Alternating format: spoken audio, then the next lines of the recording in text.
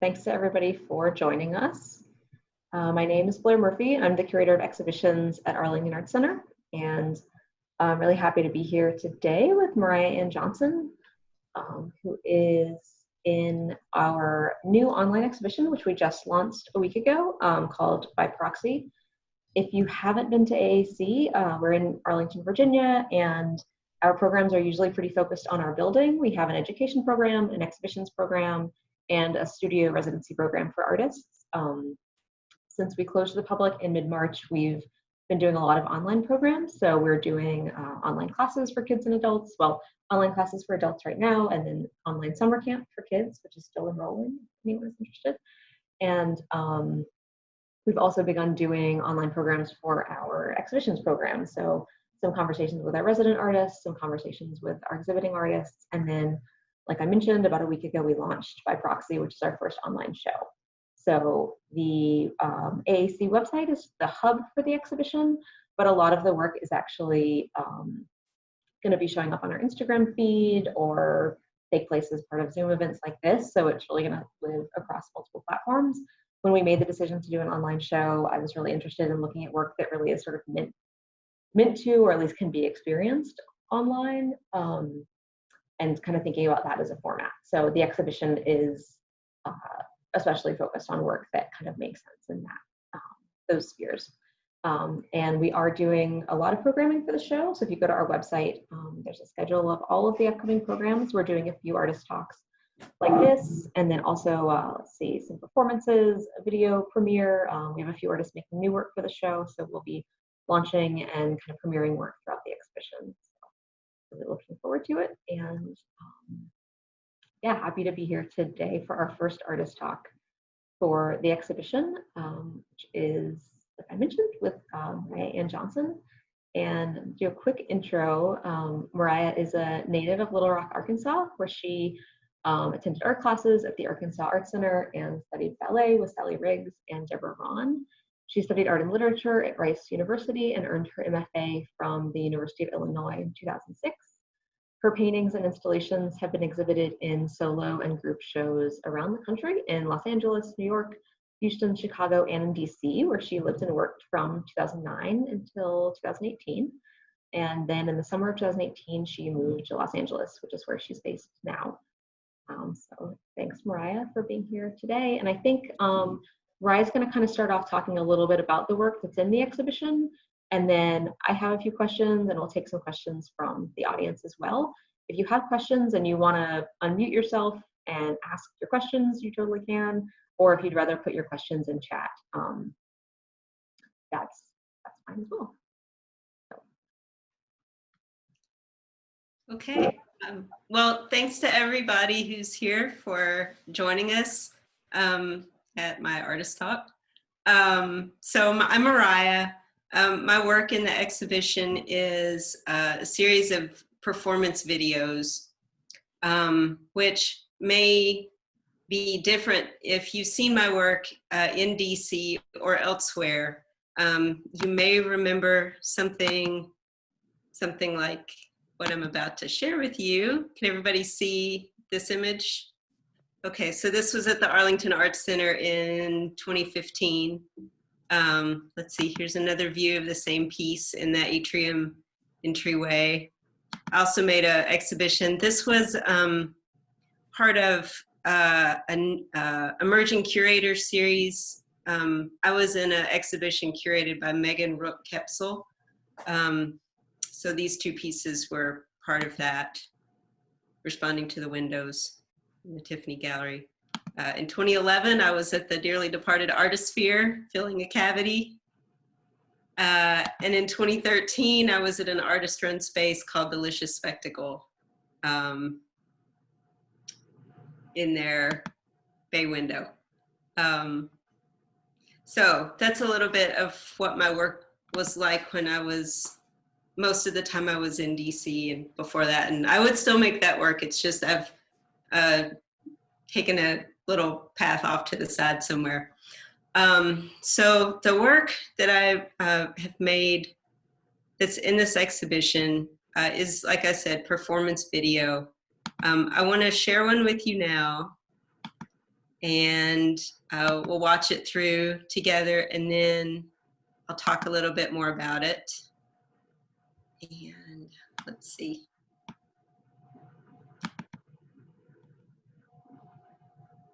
If it will play for me. There we go. Can you see it?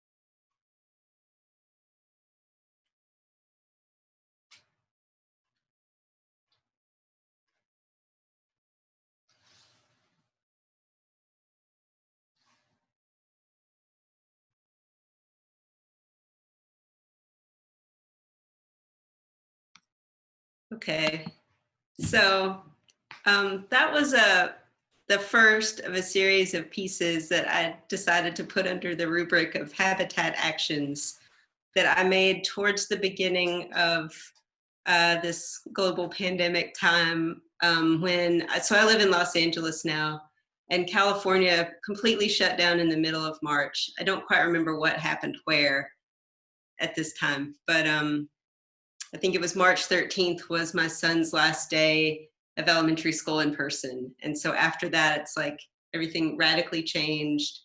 I was spending a lot of time in the living room helping my son with his schoolwork and trying to think about how is this going to work? What is life going to be like going forward? And everything felt very new and experimental, and we were just trying at things and grasping at straws and trying to keep a sense of everyday life, but understanding that it wasn't. I would occasionally get a chance to come down to my studio where I am now. I would look at the work behind me, which I've been working on for I think about a year now, and I just didn't have a way into it anymore. It was really hard to think about or to work on. So I started thinking back to experiences I'd had on residency that seemed similar, in that I would be in a totally new place, probably without a lot of my materials, just a few things, and things would feel very challenging. Maybe I would even be having to try to communicate in another language that I don't know very well, so that simple things like buying groceries become a difficult task, but also an adventure. So I was trying to have that same mindset about this time at home. And sitting in the living room, I kept looking at that red chair in the video, which has been in my life for a long time. That's like an old friend, but I was looking at it and thinking about it. And I kept thinking about that space underneath it and just feeling like, what would happen if I put my body under there? And then I would realize, oh, that could be artwork. And I've done something like that before. So let me show you a bit of previous work that I made last year on a residency. If I can find it, I think I can.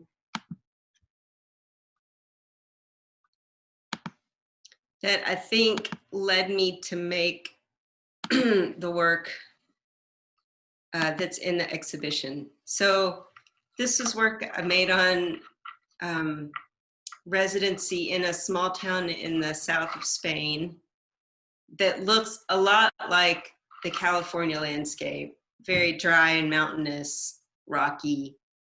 And the building that I was working in sort of built into the hillside, and the rocks around it were part of the architecture. So I became really interested in that interplay between human-made and nature made, I was finding crevices in the rocks and putting myself into them.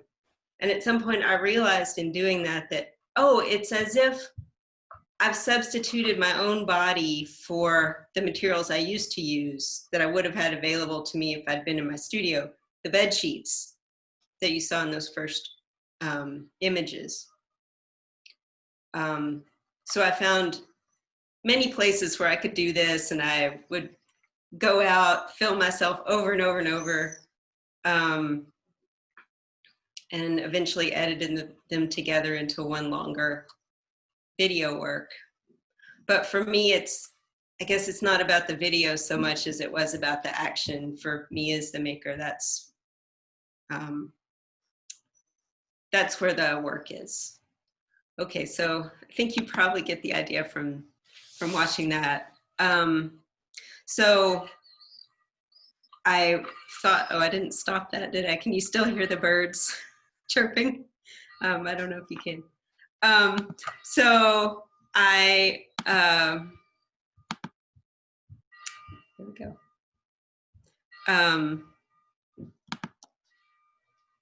So I was having that same thought process. I made time to put my body under the chair. I discovered that it was much more difficult than I thought it would be. I thought I would be able to just get under there and sort of curl up and be cozy and take a picture and it'd be cute, but it was not. It was really hard. There wasn't at all as much space under there as I thought it would be. It was a real struggle. I also, when I first had a moment to try it, I got everything set up to make the video, and I changed my clothes and I was going under the chair, and then I realized somebody's socks are there. I was really angry. Why are somebody's socks there when I finally have a moment to try this? But then at some point I realized that those socks being there gave me a reason to want to go under the chair in the first place, which might have seemed, why would I have wanted to do that? So I started looking around my house for other instances of places I could put my body, things I could wrap myself around, and maybe even moments that I could remember where I was having to manipulate an object in the space, usually to pick up after somebody. So that is where the work in this exhibition came from.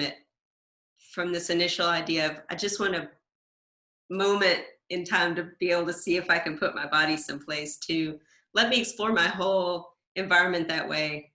So yeah, I got a few videos out of it. Would you like to see some more of those, or would you like to just ask questions? Mariah, can you show the laundry Yes. video? Ouch. If it's a pain to pull it up, you can show. No, it's not. I've got it. I just have to remember all the steps to take. Okay, here we go. Can we see it? Yes. Good.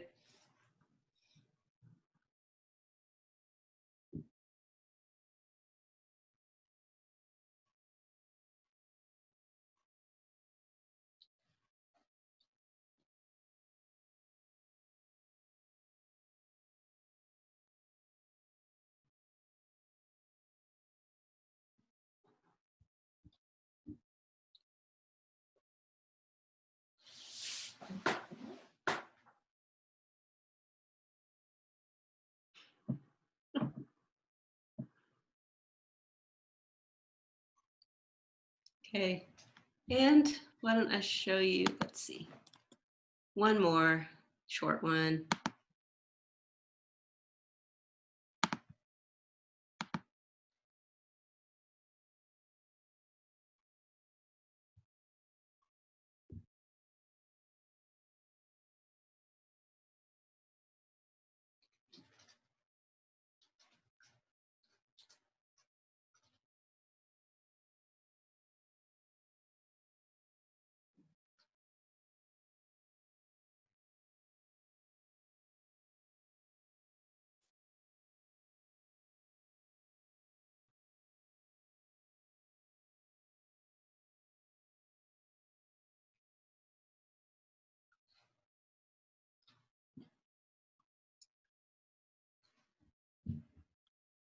All right.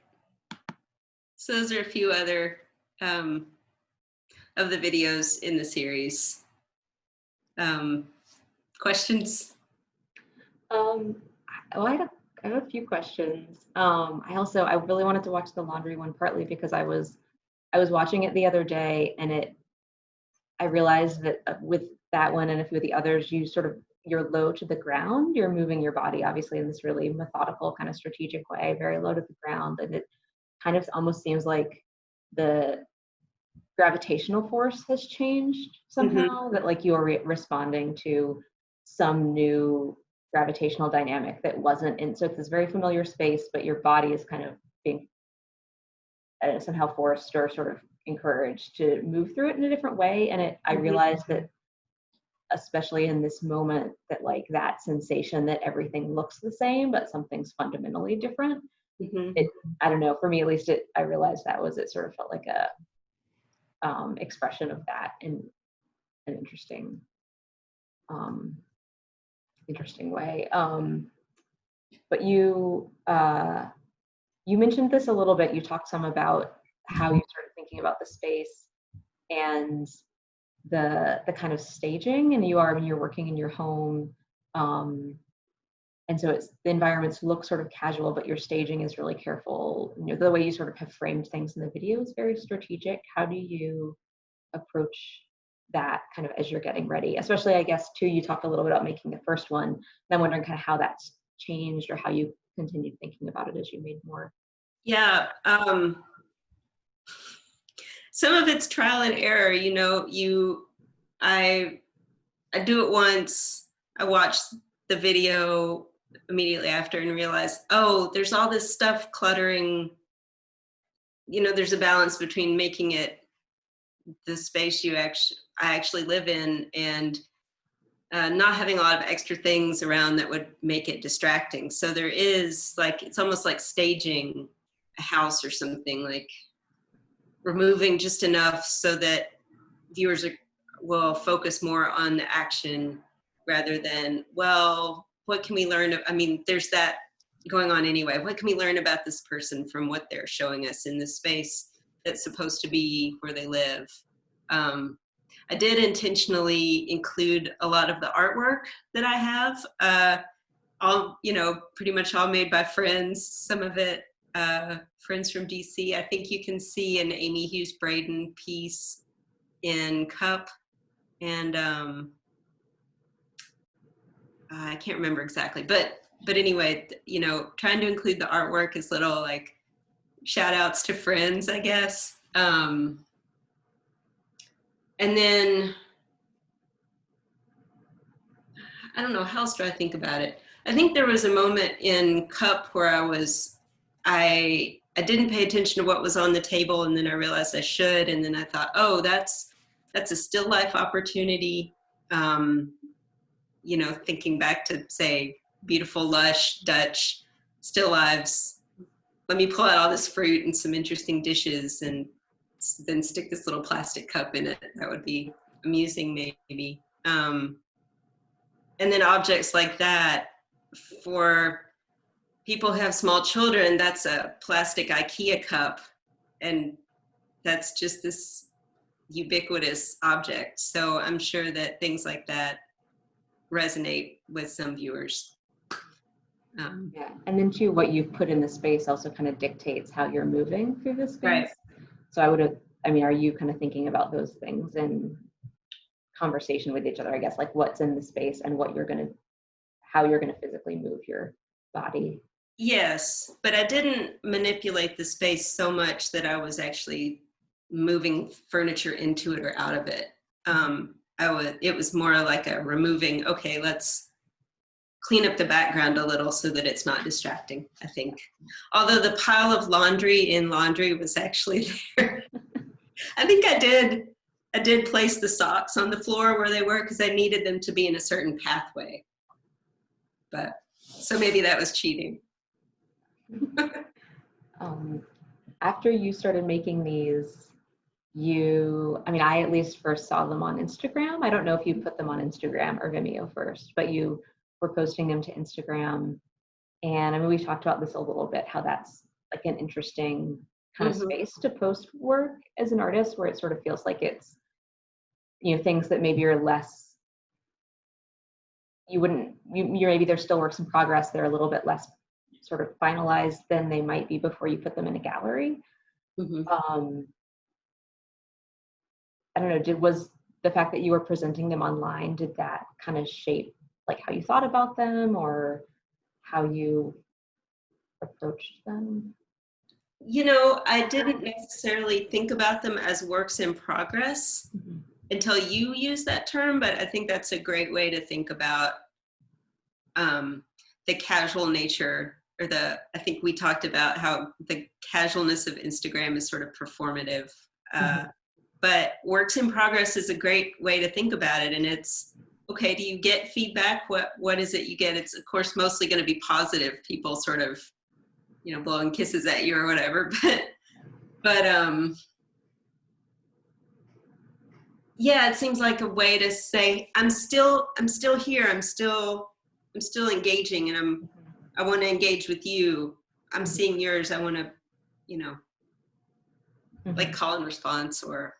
Yeah, because I guess I don't actually know if had you made all of them before you put them online, or did you? No, Okay. no, I would sort of have an opportunity to make a couple, Mhm. and then um,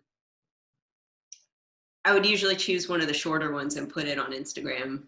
Mhm. And then it wasn't until later that I more carefully edited them and posted them online in a Mhm. more permanent way. Mhm. I have a question. Yes. Mariah, so it sounds to me like you were initially motivated by space itself, by seeing spaces and seeing how you could interact with the space. But when Blair first showed me your work, what I saw, and I'm sure I was projecting, was this sort of comment on the struggle, the ongoing struggle and occasional absurdity of domestic life. And I think that comes from the objects that you're choosing to interact with, and the placement of the socks and the use of the little plastic cup. And just how much was that kind of a secondary impact, and how much did it sort of drive your thinking about where you were going to perform and what you were performing with? I definitely think that that's an important part of the work, even though it wasn't my initial impulse, as you say. But once I discovered that there was a bit of a narrative quality to what I was doing, I did look for. I tried to notice more, like what do I have to pick up a lot, and where are those things, and are there spaces that I can interact with around those instances. Like there's some videos where I pick up tissues that have made it close to the trash can but not into the trash can, and that happens a lot. So yeah, I guess the best answer to your question is both. They both became important. Maybe that wasn't what I was interested in initially, but narrative seemed important. Thank you. I think it works. It works really well. I mean, to me, that was the really impactful part of the performance. Yeah. I hope there's humor in it. I mean, Yes. I hope it's the ridiculous silliness of. Yes. One more sock. Yeah. I have a quick question. Do you get the same sense of artistic satisfaction of watching other people fill gaps or other objects? Like if you saw a cat climb into a bookshelf, would that kind of satisfy that artistic sense as well? I don't know. I hadn't thought about that before. Maybe. Maybe it would. I mean, some of it is like movement quality. I'd probably be more interested in a person doing. Well, I don't know. Cats are really interesting. Yeah, I don't know. Maybe I should troll the internet for some videos of people filling voids and see what I think. I don't know. Okay, thank you. Mhm.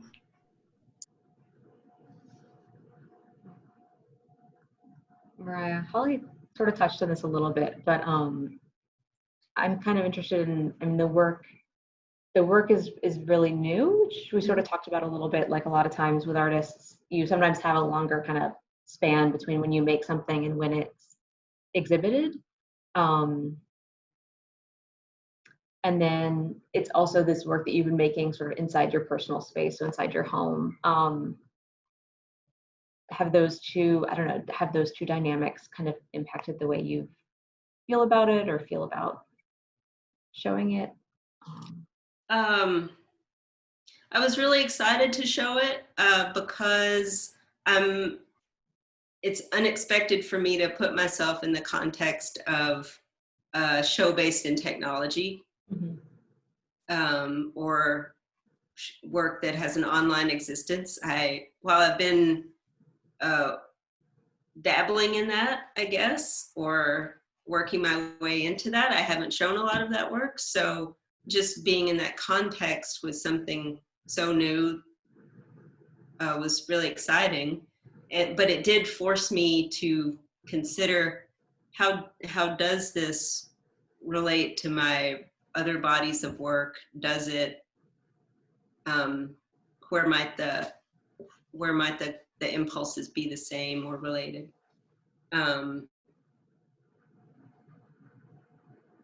It is, I think we've talked about previously, it does make it a little bit hard to talk about because I haven't made a lot of it, and I did just make it 3 months ago or something. So it doesn't maybe yet feel very well integrated with the rest of my work. And, you know, I think sometimes when an artist makes the next work after something, then they're more able to talk about the one that came before. Yeah. Like you need the full context of before and after to understand what came in the middle sometimes. Yeah. And I guess I don't quite have that yet. I have a Yeah. question. I have a question. Yes. Have you made anything outside? Not yet. So the house that we're in is on a steep hillside, which this is my mother, Paula Johnson, asking the question. And she knows that when we moved in, it was wild and untamed and not accessible. It has become a lot more accessible since then, but it's still pretty wild. I keep looking at it and thinking about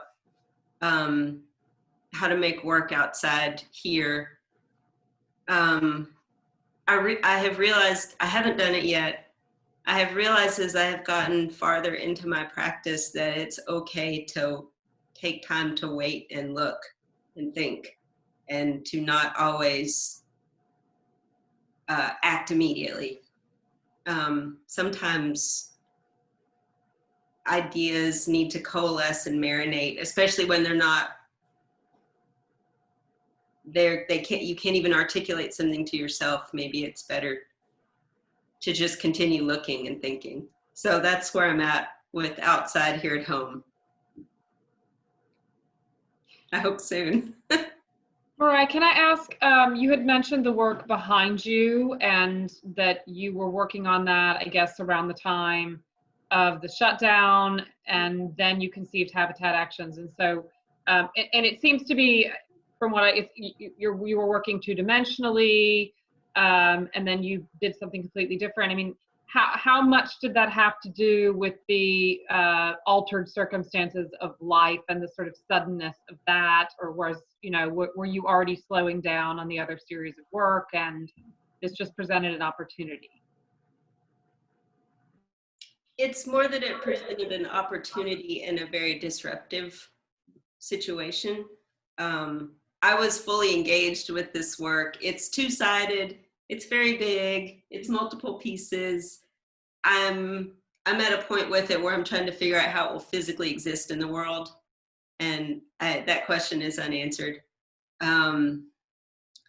So being safer at home created the situation where it just became not interesting, or I felt very removed from it. So my brain started working in other directions. And as I said earlier, the thing I can connect that to the best is going away on a residency and not having access to familiar modes of working and being. That's a lot what it felt like. It doesn't necessarily feel that way anymore now that we've been doing it for a while, but that's what it felt like at the beginning. Thank you. Hi, can you hear me? Yes. Yeah, I've got some questions. Sure. Beforehand, I have to really tell you that I've been really enjoying watching the performance videos a lot. And I was wondering if you have you ever had other people follow what you do in the videos, Like, have I performed with others? or have you ever asked other people to perform or follow what you do? I haven't in my own work. I have a history and a background in dance, so I have been material for the work of others, but I haven't done that in my own work yet. Also, I was wondering, because whenever I watch your videos of the performances, I thought there must have been some emotional reactions or emotional realization after you did the performances. So have you ever tried writing something on that matter? No, I haven't. That's probably a good idea. I think after I would make one of these, I would usually feel pretty satisfied about it and excited. Like I figured out this thing that has been living in my head, and I made it real. And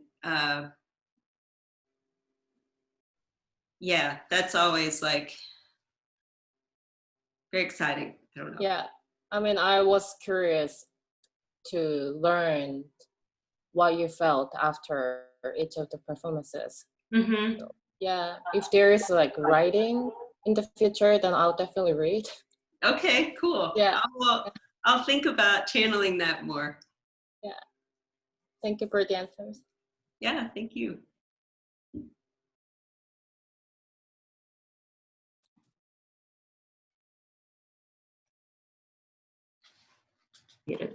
Are there any other questions for Mariah? Either in you can chat, you can unmute.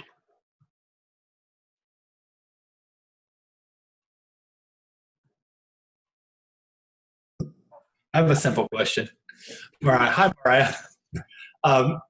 Do you rehearse any of these before filming them? Well, not really. I always film from the beginning until I get worn out doing it. So, I mean, I rehearse it as I'm making it, but I never like try it out without filming it, because that might be the one that works best. You know, it's usually not though. I usually, you know, since I don't really think of these as dance or choreography, but since that's my framework for them making these, you know, typically you would have a mirror and you'd be able to watch yourself in a dance studio as you are working. I don't have that, so the way to do it is to do the action and then immediately watch the video and say, okay, I didn't frame it like I wanted to, or I really need to wait here longer or take less time with this part. So I guess that's how they develop. I would say I I do each performance probably 10 to 15 times before I get one that works. Thanks. Yeah.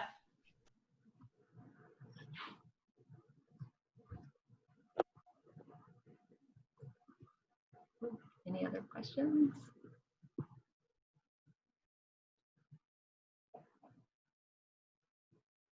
Great. Well, that a